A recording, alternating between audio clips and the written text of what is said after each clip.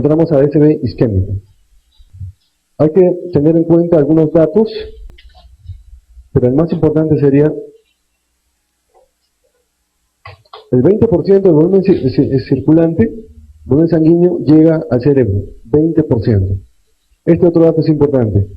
El flujo sanguíneo cerebral es de 50 a 55 mililitros por 100 gramos de tejido minuto.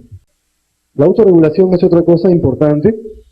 Para que se produzca la autorregulación a nivel de las arteriolas, la presión arterial media debe estar entre 60 y 130.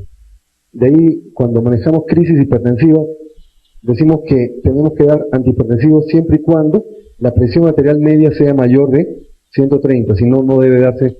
¿Por qué? Porque vamos a cortar, vamos a inhibir esta autorregulación cerebral y esa zona de penumbra se va a convertir en infarto, en necrosis. Respecto a la autorregulación renal, cuando se produce la obstrucción, cualquiera de las arterias, pero este es el sistema que se compromete con mayor frecuencia, el sistema carotídeo. Cuando se presenta la obstrucción de la arteria, aparecen mecanismos compensadores que tratan de aminorar esa isquemia, y son las colaterales.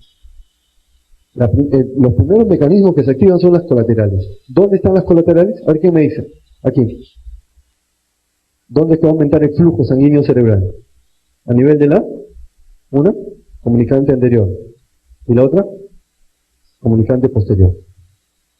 Ahí es el primer mecanismo de compensar la isquemia. Incrementa el flujo sanguíneo, se incrementa el flujo sanguíneo a nivel de las colaterales. Comunicante anterior, comunicante posterior. Ese es el primer mecanismo. El segundo es este, la circulación leptomeningea. La circulación, aquí ven, esta zona izquierda, hemisferio izquierdo, cómo se ha activado la circulación leptomeningea. Se da por la comunicación de vasos leptomeningeos, los cuales pueden perfundir áreas pobres. Esta circulación meningea leptomeningea puede salvar el área de penumbra. Ya saben, dos mecanismos que se activan contra la isquemia por obstrucción arterial. Uno es el incremento de flujo sanguíneo a nivel de las colaterales y el otro es la activación de la circulación leptomeningea. El sistema carotídeo nace de la carótida interna, aquí nace la arteria cerebral anterior, tanto del lado derecho como izquierdo, y la comunicante anterior. Esta comunicante anterior, donde se forman con más frecuencia los aneurismas congénitos. También de la carótida interna va a surgir la arteria cerebral media. Luego tiene la coroidea anterior, la arteria cerebral posterior, la comunicante posterior. Estas serían las arterias principales. Arteria cerebral anterior, cerebral media y posterior. Pregunta, ¿cuál es la arteria que con más frecuencia se obstruye? La respuesta es, ¿cuál es la que con más frecuencia se obstruye? ¿Se acuerdan? La cerebral media es la que con más frecuencia se obstruye. ¿Cuál le sigue? La anterior, muy bien, y después la posterior. En ese orden está la frecuencia. Y el otro sistema es el vértebro basilar, que se va a obstruir las arterias aquí con menos frecuencia. La basilar, la arteria vertebral, luego tiene la cerebelosa superior, anterior inferior y posterior inferior. Vamos a ir viendo también los determinados síndromes de acuerdo a la localización. ¿Qué es más frecuente, el infarto o la hemorragia? Lo más frecuente es que haya infarto. Hemorragia un 20% y infarto 80%. Y la hemorragia puede ser intracerebral o también la subaracnoidea. En cuanto a infarto, ese 20%, ¿qué es más frecuente? ¿Que sea por trombosis o que sea por embolia? Y es más frecuente que sea por trombosis, por placas trombóticas complicadas. Y después por embolia. Y con más frecuencia, ¿de dónde vienen, de dónde llegan, de dónde se disparan los émbolos? Son del corazón. Eso es lo más frecuente. Tenemos el infarto lacunar, que vamos a ver después, de causa determinada un 15 a 35%. En cuanto al TIA, el TIA en 24 horas se resuelve los síntomas neurológicos.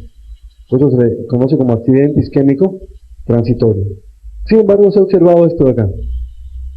¿Qué les parece esto de acá? El TIA que se resuelve después de las primeras 2 o 3 horas incluso, 2 a 3 horas, deja huella en el cerebro. Lo que uno podría pensar que si el paciente tiene TIA, se resolvió los síntomas neurológicos, signos neurológicos en 24 horas, no pasó nada. Pero sí, se ha visto con estudios de resonancia magnética a pacientes que han tenido TIA, pero que se han resuelto después de las 2 o 3 horas, se han encontrado lesiones microisquemia, a pesar que ya el paciente no tiene cuadro neurológico. Es por eso que vamos a ver que está indicada hasta cuántas horas tenemos para indicar la trombolisis. 3 horas. Y vamos a ver un cuadrito interesante. ¿Por qué? 2, 3 horas. ¿Por qué?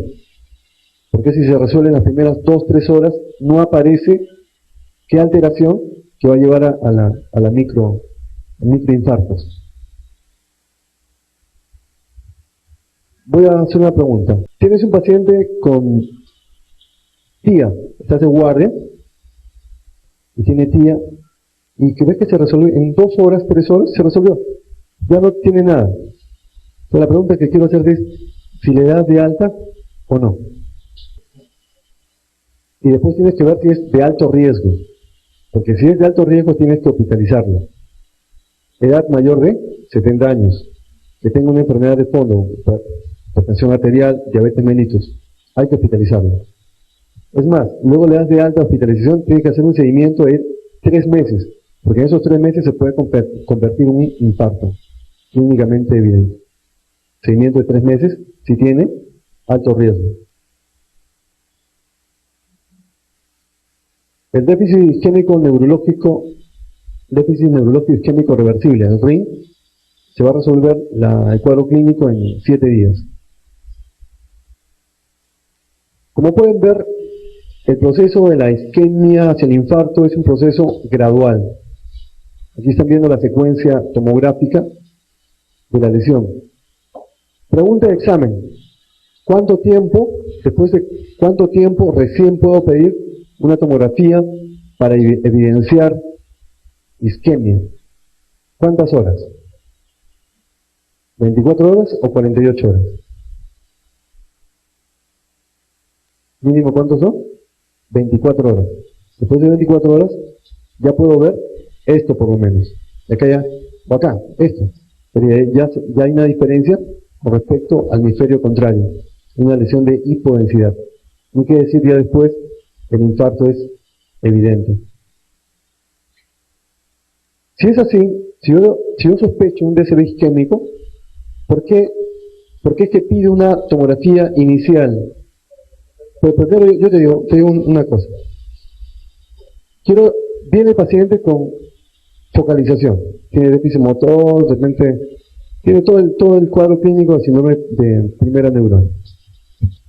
¿Cuándo es que, Guillermo, yo digo, esto tiene más para isquémico o esto tiene más para hemorrágico? Es difícil diferenciar uno de otro, pero más o menos es una guía para saber. Yo te voy diciendo, tú me dices si sí o no. Veo qué grado de compromiso de sensorio tiene. Si el grado es notorio, significativo de compromiso de sensorio, digo que esto es más para, muy bien. Tomo nota de la presión arterial. Si tiene presión alta, 200, la sistólica, la diastólica más de 100, eso va para hemorrágico o isquémico. Hemorrágico. Luego evalúo el grado de la intensidad del déficit motor. Cuando es muy severo ya llega a plejía, prácticamente, plejía, eso va más para hemorrágico o para isquémico.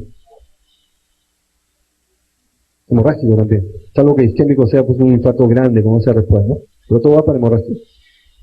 Si considero así, es hemorrágico. Y está indicado pedirle inmediatamente la tomografía. Pero si en el caso contrario, más tiene para isquémico. Es más, no es ni hipertenso. Solamente la única variable es la edad. En varones más de 55 años y en mujeres más de 65 años. Y le decido pedir una tomografía. ¿Tú dices para qué? Claro, porque la clínica no es 100%. De todas maneras tengo que descartar si es hemorragia y hay que pedir la tomografía. Muy bien. Para eso y después ya tengo que hacer una tomografía de control, recién para evidenciar la lesión isquémica, el impacto.